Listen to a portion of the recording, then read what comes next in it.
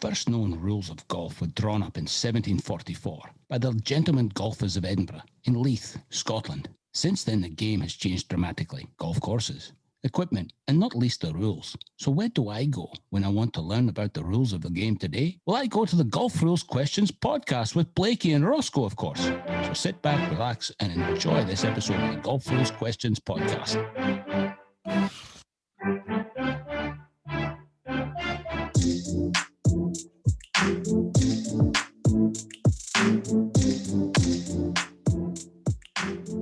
Well, hello, everybody, and welcome back to another episode of Australia's leading Golf Rules Questions podcast, Golf Rules Podcast. It's the one and only Roscoe here.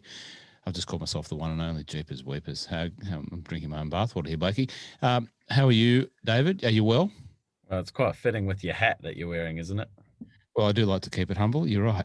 If you're looking at the YouTube video, I've got a hat on. It says I keep it humble. Can I just give a thank you to the hat, my hat sponsor? I don't actually have a hat sponsor, but can I give a thank you to the person that provided me the hat?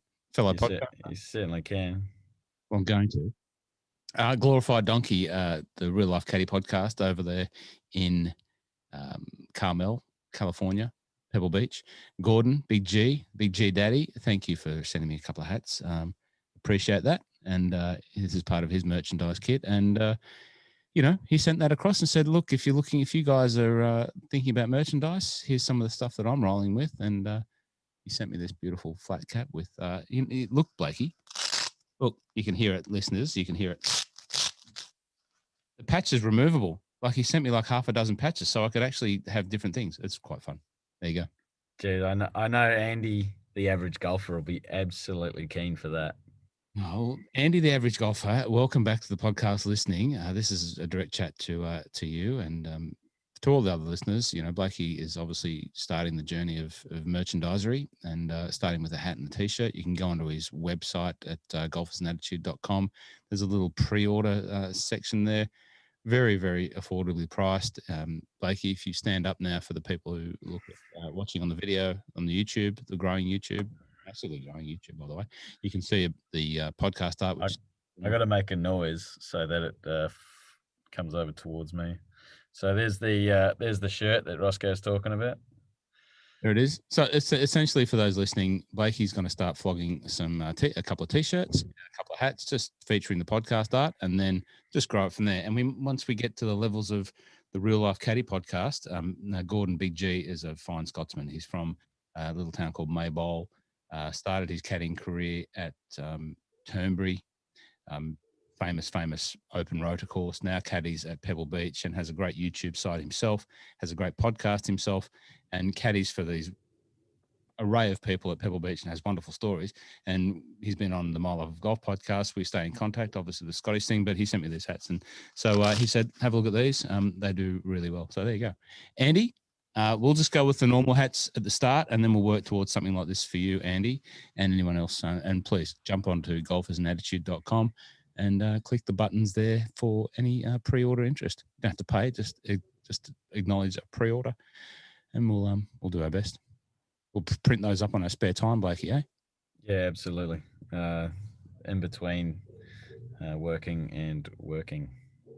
Absolutely. Now, it's just back to that. The monetary is, it's not for a monetary thing. It's just for a bit of fun. And, the emphasis on this has come from the listeners. People said, you like your stickers. And so, we'd like a T-shirt. So that's what it's for. There's no money in T-shirts. Not there is any money in podcasting, but we have some fun. Now, you've had a busy week. You've been off and about a little bit, yeah? Yeah, so I'm actually on holiday from my real job. So I've got a bit of time to myself, and most of that time we'll be going into GRQ and just making it better. The website's it's getting traffic, but it's looking a bit sad. So we'll try and update that, provide more education for the listeners, for the followers, for the subscribers, just in a better way, better platform. So we'll do that, and then I'll probably head out and do some farming as well, and maybe do some rules of golf videos while I'm doing some farming. Are you going to do some version 2 of the Cowpat videos? Yeah, I absolutely will. I'll find some wombat holes and whatever else I can. Maybe an electric fence. I don't think I did one about an electric fence last time. I don't think I've ever played on a golf course with an electric fence, but Haven't you? no. Oh, you're missing out. But I know fences around on golf courses exist, not only as boundary fences. Recently we played down at Lonsdale Links, and I think I might have reminded you of why the greens were built as square greens down there. Why Ashley Mead from the OCM team made some square greens, and do you remember why the greens were square? I think that was old design back in the day. Because fences and were square, so they had fences around the greens as they do at Brora, as an example, and the fences were square, so the greens were square to keep the sheep, the greens team, the sheep, off the course, off the greens. So there you go. Actually, talking about Lonsdale Links, I've played there twice in the last 4 months. And when I went down there the first time, I think, or no, the second time, I think the first time was with you, the second time was with a colleague of mine. And I filmed him right beside that fence on 16, the par 4, the little short par 4. Yep, the one with the road hole replica bunker, the short one. Yeah, I drove it into the bunker beside the green. Very long. That's right. And with the fence, out of bounds fence, 0.5 meter from the green.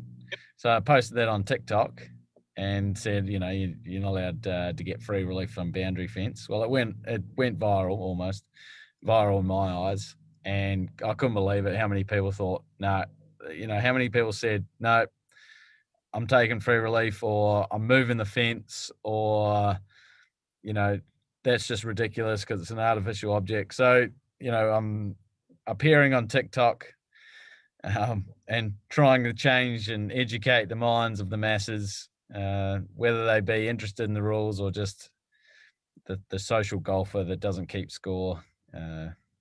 Well, the rules are there for them. And that's part of the reason why we're doing this episode today, is to just sound off on that a little bit, and at the risk of upsetting NYC Entrepreneur again, and being called out for wittering, and we've done a fair bit of promotion so far to get to what are we, 7 minutes in? So at the risk of wittering, let's crack on. But we will talk a little bit about that today, because I didn't know you're on TikTok. Well, that was for the young ones and dance moves and that sort of thing. Are you going to do some? There's these platforms. You find that niche. You find the rules of golf niche, golf rules questions sneaking in there. So there's some funny stuff. It's dance moves, but it's also funny rules of golf stuff. You'll be on OnlyFans next, Blakey, with your wow golf fans. I'll take my clubs in there and my podcast T-shirt. This is a professional outfit. Let's not lower the phone that. But yeah, do not ask me or Roscoe what OnlyFans is. Let's crack on. So we've got a question to answer from last week from GRQ OTW from EPS 37. You may remember it. It was discussing Lena's original ball. Goes off the tee. It looks to become stuck in a tree. After a small search around the area, a very brief one, she heads back to the tee to hit a provisional. She hits a provisional into the same spot, and 2 balls fall out of the tree. What's the rule? Rightio. So a ball was found where the original ball was suspected to be, and this was within the 3-minute search period. So when I say found, they saw a ball come out of the tree when the provisional went into the tree. This was within the 3 minutes. So then Lena has time, as long as she doesn't unreasonably delay play, to get down and identify whether that ball that popped out of the tree is her original ball. Even if that took more than the allotted 3-minute search time, you got to find it within the 3 minutes, and you just got to identify it. That could be outside the 3 minutes, but as long as you haven't unreasonably delayed your play in getting to that ball, it is okay. So Lena's then identified that it was her ball. So the provisional ball is an abandoned ball. It doesn't become the ball in play, and you just put it in your bag. It's a movable obstruction. So what do we do with the original ball? Well, we're 95% virtually certain that the provisional ball caused the original ball to move. Now, there is no penalty for that, That would be pretty harsh if there was. But there is no penalty for the provisional ball causing your original ball to move. But now now this is the tricky part. Now we need to estimate where the original ball would have come to rest. So we believe it came to rest in the tree before it was disturbed by the provisional ball. So we need to estimate where in the tree it would have come to rest. That was the place it was sitting until it was moved by the provisional ball. It could have been 3 meters up the tree. It could have been closer to the ground. It depends on the tree, obviously. And it would need to be estimated when standing underneath or standing beside the tree to work that out. It is an estimate. It is your best estimate. So you can work it out. Now, possibly the player couldn't even get to the spot where the ball was estimated to have been at rest.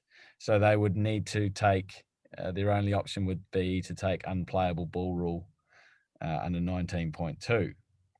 You'd use the spot on the ground directly below the spot of the reference point, and then you've got your back on the line or lateral relief or stroke and distance.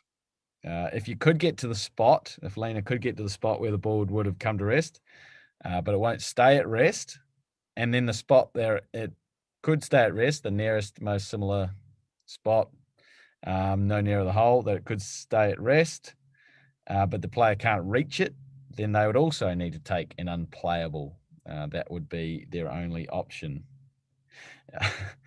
Yeah, I'm looking at your confused look on your face, Roscoe. This is great.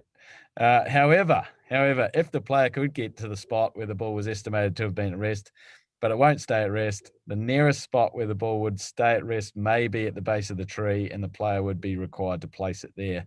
The player then could play it as it lies or take an unplayable. So I hope listeners have heard that one okay, and you're more than welcome to ask me any questions about that one. You basically, you got to work out where it came to rest. That's an estimate. And then you got to try and put it there. If you can't put it there, if you can't even get to that spot, you're going to have to take an unplayable. If you can get there, but it's not going to stay at rest, then the spot directly on the ground, directly below that reference point, may be where so you work your way down the tree and then get to a spot where it will come to rest, but after you've got the ball to rest, then you can take an unplayable if you wish to.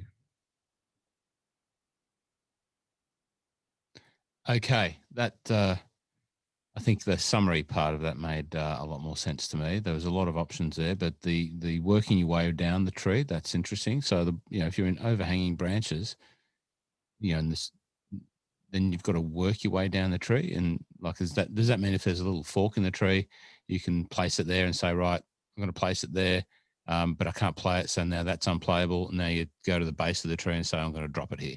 Yeah, that's spot on. Now, if the branches where it came to rest were further away from the hole than the trunk, then you wouldn't be able to place it in the trunk. Okay. Yep. And those branches may be quite skinny, meaning that you wouldn't actually want to try and get to that spot. So your only option is to take an unplayable. Yeah. Okay.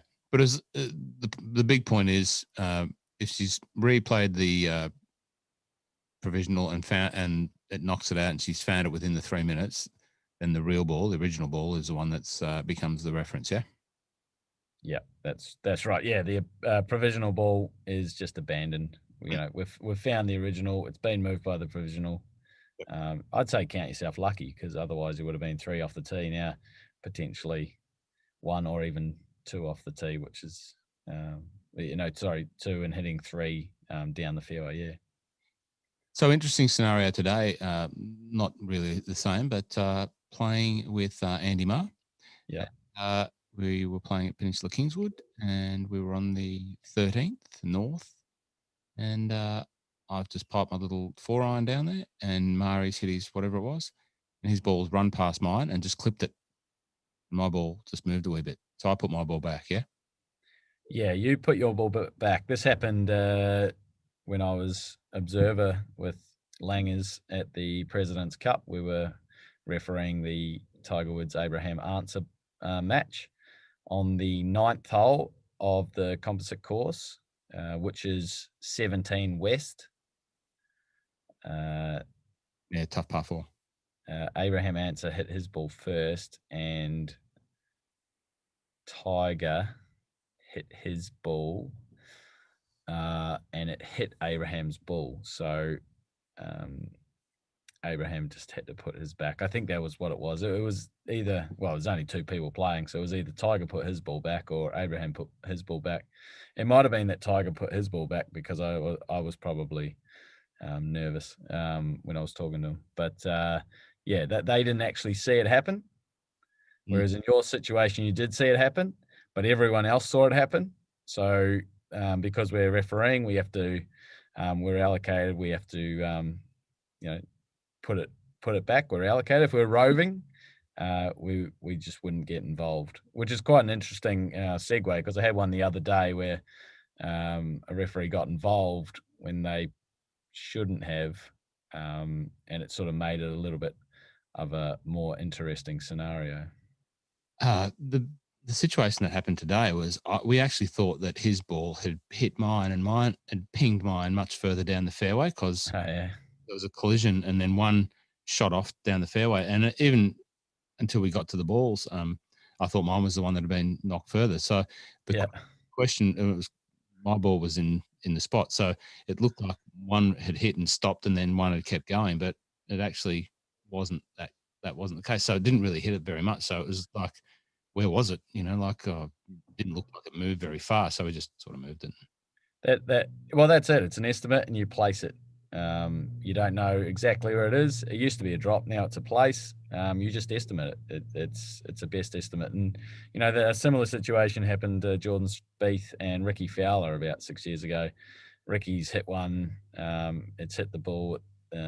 Jordan's ball that was on the green at the back of the green, spat it out the back. Everyone thought it was Ricky's ball, but it was Jordan's ball. So Jordan got to move his back, and Ricky's ended up about 2 feet from the hole or something like that. So talking about Ricky, we haven't really heard about Ricky for a while. Hopefully he gets his form right. Yeah. A couple of interesting other things, and this is just general admin, but so at PK we're still playing preferred lies in the bunker, so there's no rakes. Yeah, that's the directive by the Victorian government. Preferred lies in the bunker, and flags still no touchy. Yeah, but it was preferred lies up until recently in the wastelands as well. But so they've taken the preferred lies out of the wastelands and kept it in the bunker.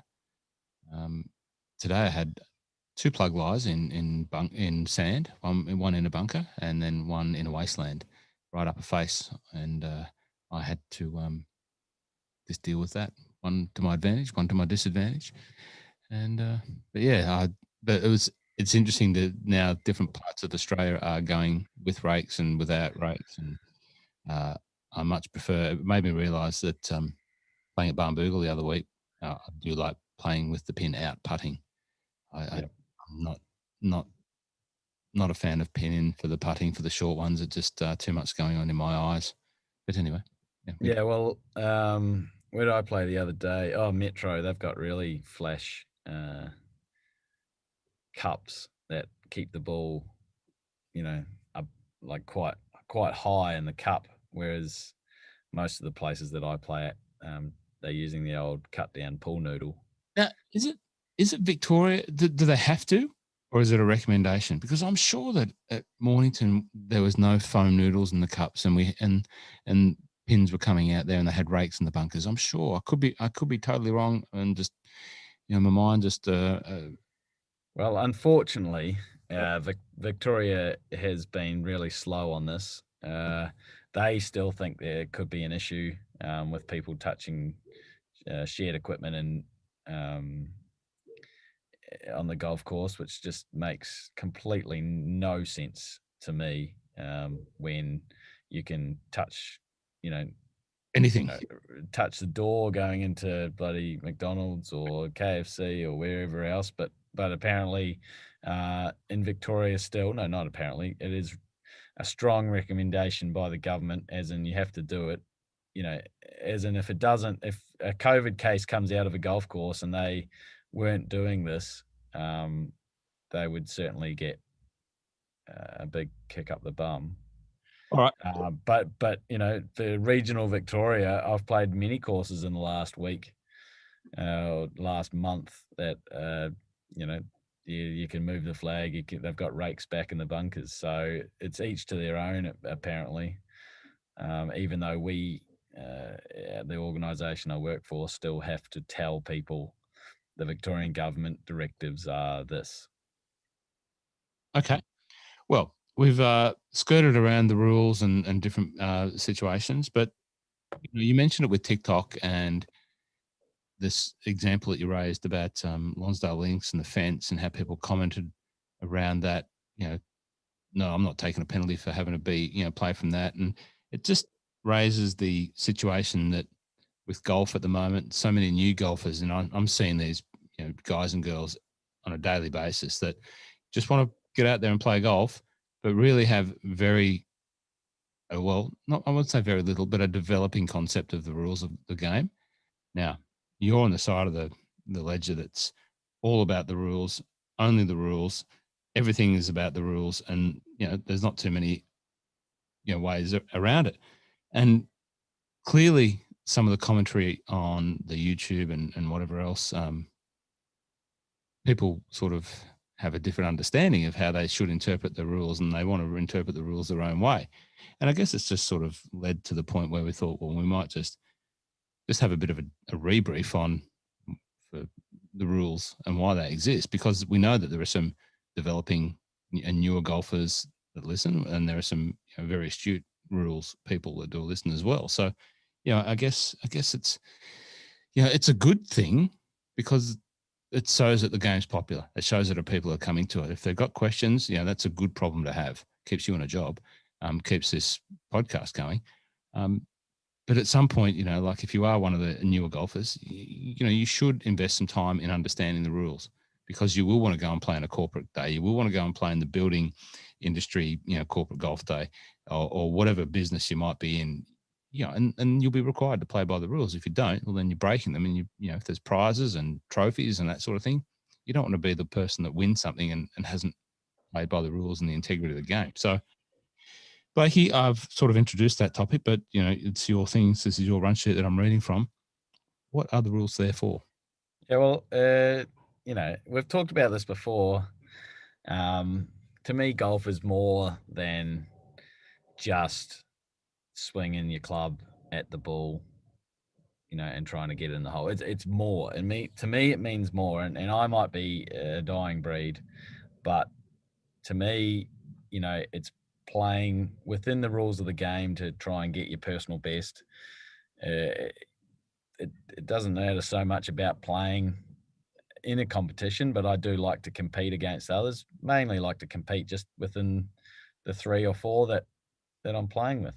But a lot of it's very hard because I'm so in deep with the rules of golf. It's very hard not to take it personally when people have a go. But on the other side of the spectrum, you can understand that some of the rules do seem ludicrous.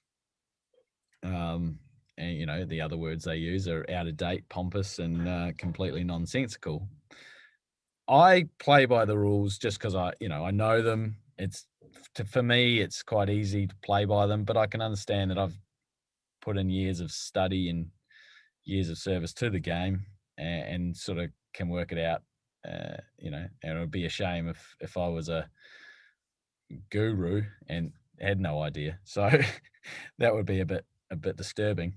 But I just want to run, as you said, just sort of this: why do we actually have them, and why can they, or why are they so complex? The golf course is huge. On average, it's about 150 acres. You could certainly put a lot of cows and sheep on that. So it's a big area of space. There's many different aspects to the course, including the teeing areas. if you've got an 18-hole course, you have 18 of them, and it could be different colors for people who want to play from the furthest, or people who want to play forward of that. Fairways and rough. I mean, fairways and rough could be fairways most likely, the trimmed down neat grass, but rough could be anything. Long grass, trees, sand, lava, could be anything. Bunkers, well, they're sand.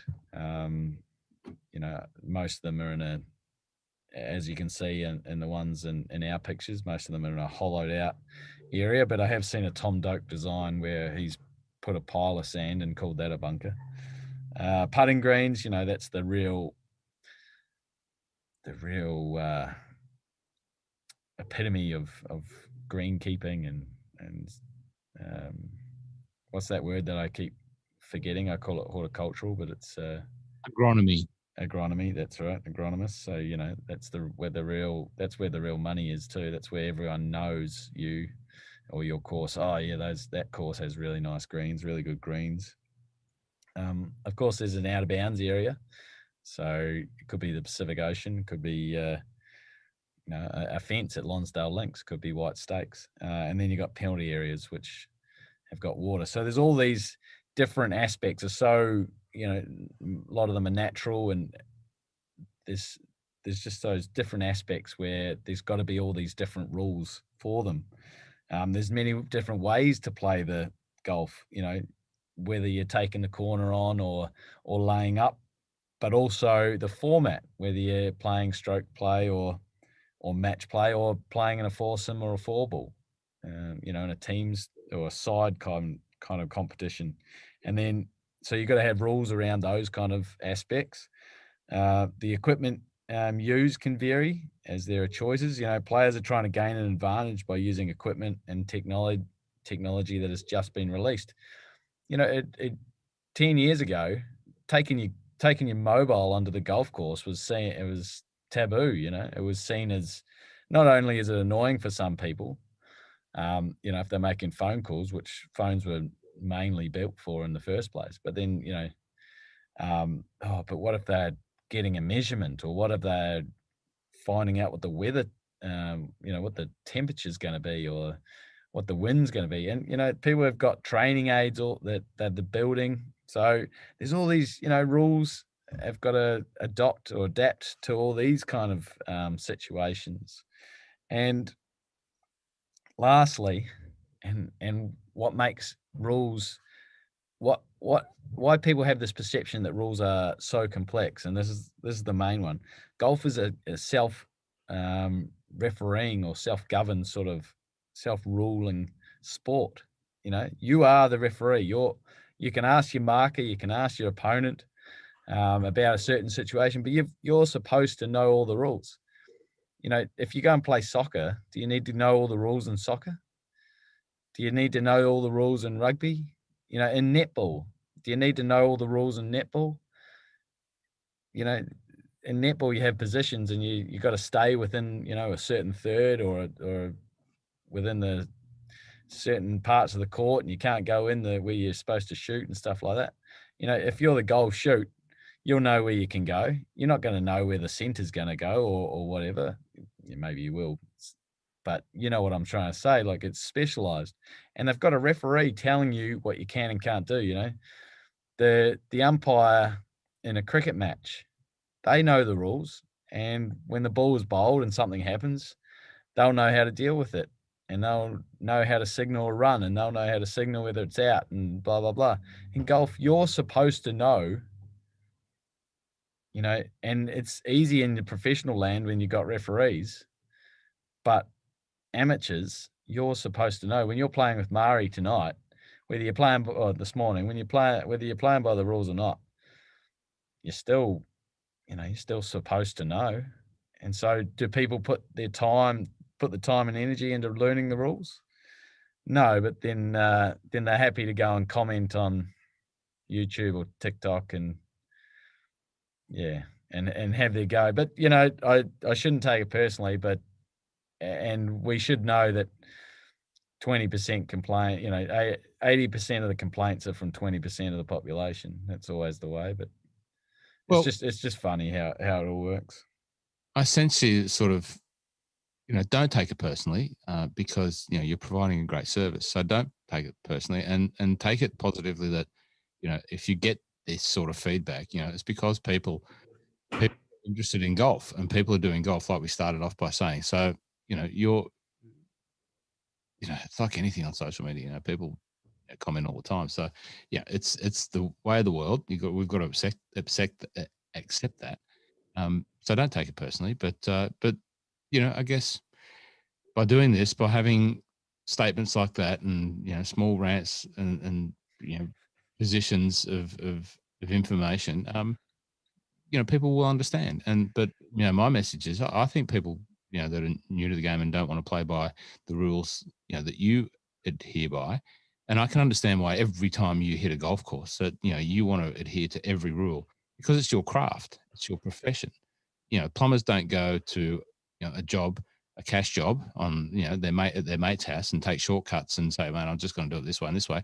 There are rules that guide that profession. They've got to sign a certificate to say this is legal, safe, and roadworthy. So that's a little bit like you. You've got to do that because it's you're practicing your craft every time you get the opportunity to play, which is not enough. So that's why.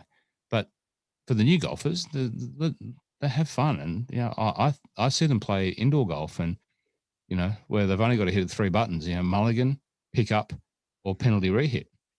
And you should see the sulks come on when they hit pick up, because they hit it out of bounds, and the computer tells you that you're out of bounds. They're usually in the water at Pebble Beach, or on the outside of the cart path at Pebble Beach. And they come on and say, oh, mate, penalty, pick up. And that to me signifies their sort of concept of what happens when you have a penalty. You pick it up, and you pick the ball up and you take it back.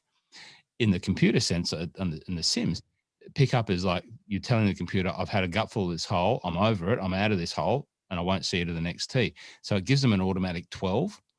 And you should see the SADs come up when people pick up and they go, mate, I'm picking up, I want to hit another one.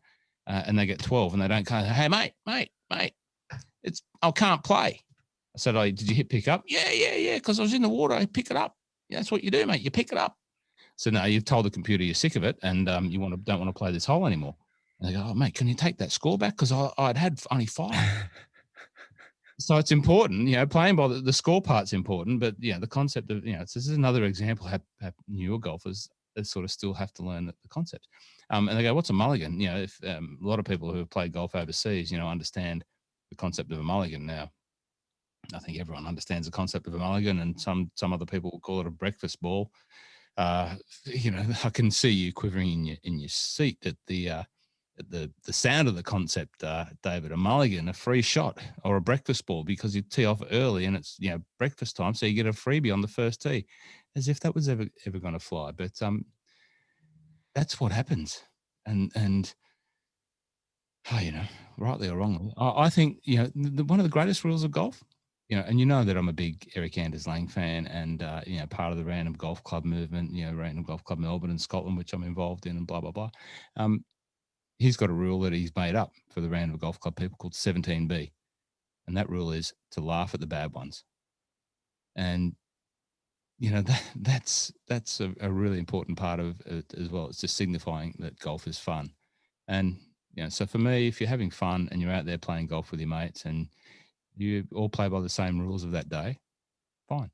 If you're playing comp, and you're playing at my course or playing at a comp that I'm playing in, well, then you got to play by the rules, and you got to understand the rules. And it's like driving.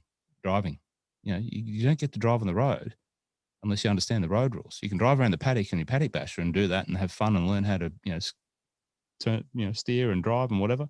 Once you get on the road, you got to play by the rules. So competition, very important. If you want to play in comps and you're getting your handicap and you're joining clubs, and this is all new stuff that's happening. I hear it every day. Spend some time, talk to Blakey, send him a question, and take this TikTok stuff seriously. Yeah. It did sound like a bit of a rant, didn't it? But it wasn't quite like that. Well, I wasn't trying to mean it like that, but I guess you never do.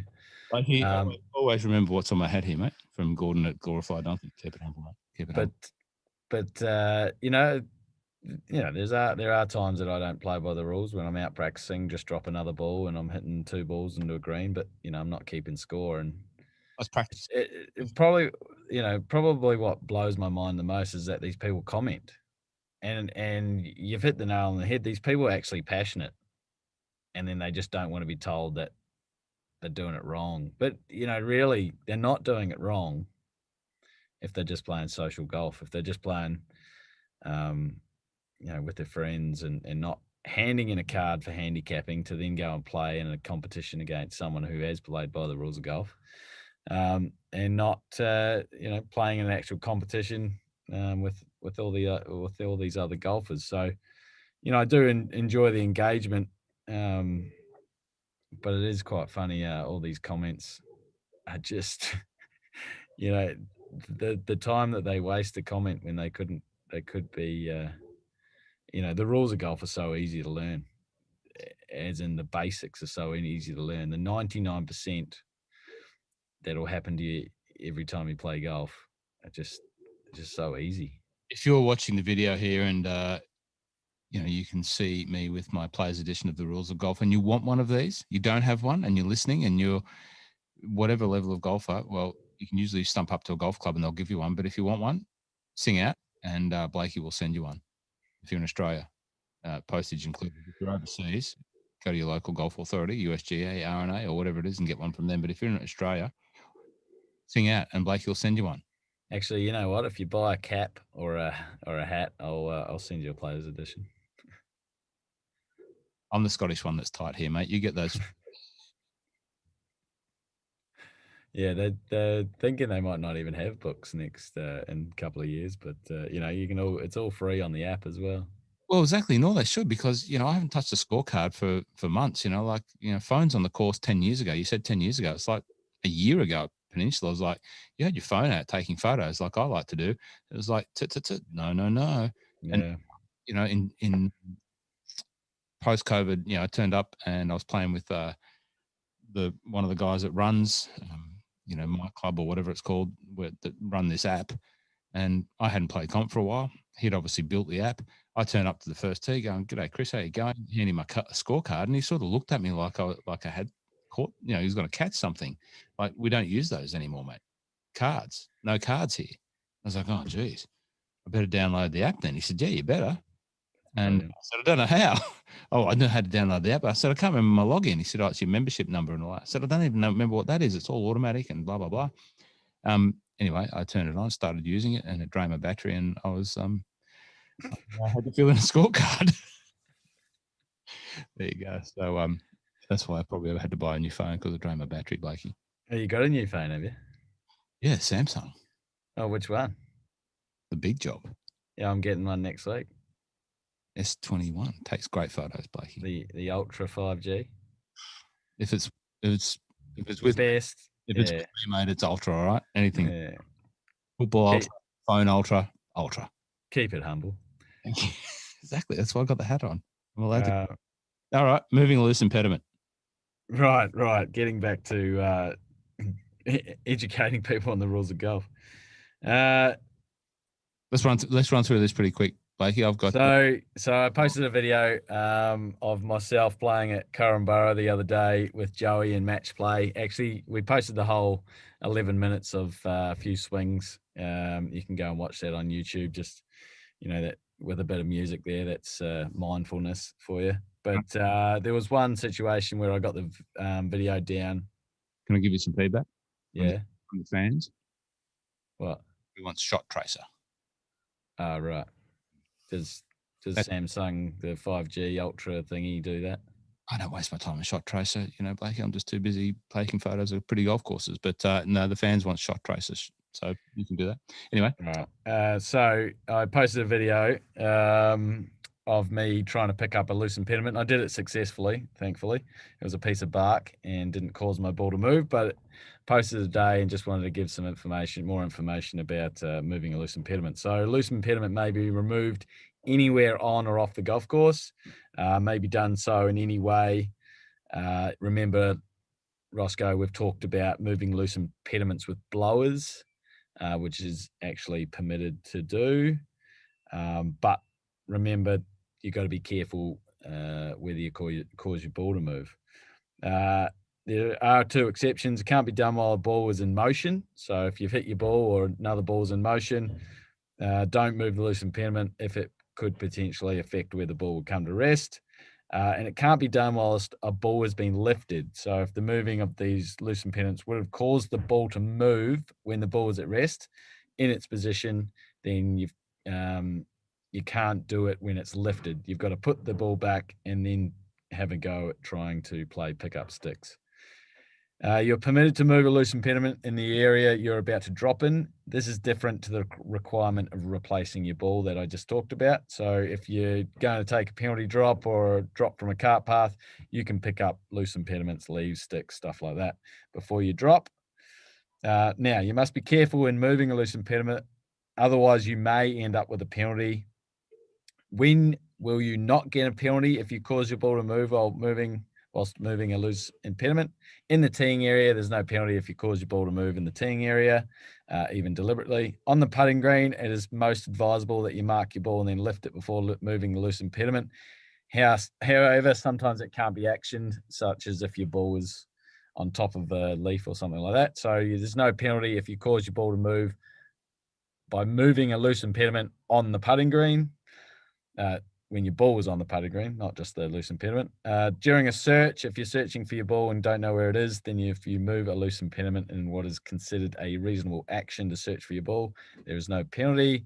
And restoring worsened conditions and measuring when applying a rule, there's no penalty if you cause your ball to move when moving a loose impediment. When will you get a penalty for causing your ball to move by moving a loose impediment in the fairway or rough or in a bunker or in a penalty that wasn't covered by one of the exceptions that I just read out? You may receive assistance to move a loose impediment. What's the most common or most most well-known situation about a loose impediment being moving? That's an either. What's the most well-known? Group of guys that moved the boulder, those 85 guys moving the boulder for Tiger. Yeah, and it's Brooks Koepka actually had it happen with him as well, and then I'm terrible, but someone else had it happen or had that occur for them on the European Tour as well. And you may break a loose impediment into parts when moving it. There is no penalty if you break the loose impediment. There you go. Loose impediments. Let me know if you got questions about that one. And of course, we're talking about the rules applying to, social regular golfers. Of course, the moving loose impediments applies to everyone except Matt Kuchar and Patrick Reed. They have some level of dispensation, it would appear. But anyway, that's it applies. I think I just saw a bus drive past. There you go. Well, someone got pushed under the. It's true. Well, actually, Matt Kuchar was at his best the other day with the Siwoo Kim ball overhanging the hole. Again, not understanding the rule. Yeah, that was shocking. Fill us in. Remind us. Actually, have I not talked about that one? That's one of my favorites, the old ball overhanging the hole, and you get the reasonable time it takes to get to the hole, and then you get a further 10 seconds. And they stood and watched, and we've got Stuart's put the countdown clock on the video, and we've uploaded it to YouTube. And 55 seconds they waited. 55 seconds they waited. So Kuchar was waiting for his ball to drop. No, it was Siwoo waiting for his ball, but Kuchar was saying, "Oh, it's moving." Well, under the rules, if the ball was overhanging the hole, after that reasonable time to get there, plus the 10 seconds, the ball is considered to be at rest. So you can make a stroke, you can mark it, you can do whatever. You're not going to get penalised for lifting a moving ball or playing at a moving ball. So, Kuchar was like, "Oh, it's still moving." Right, mate. I rest my case. So, okay, very good. Thanks for the update on that.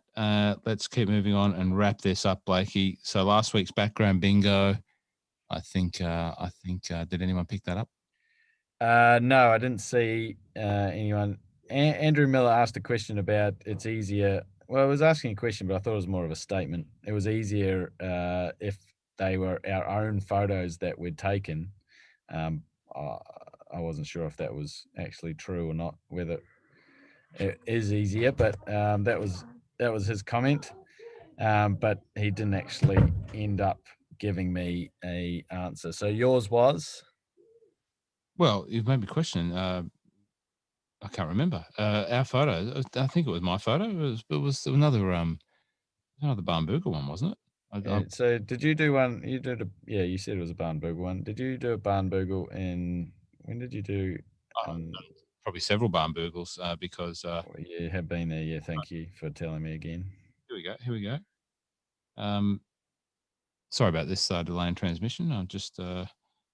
Oh yeah, no, you hadn't done one for a while.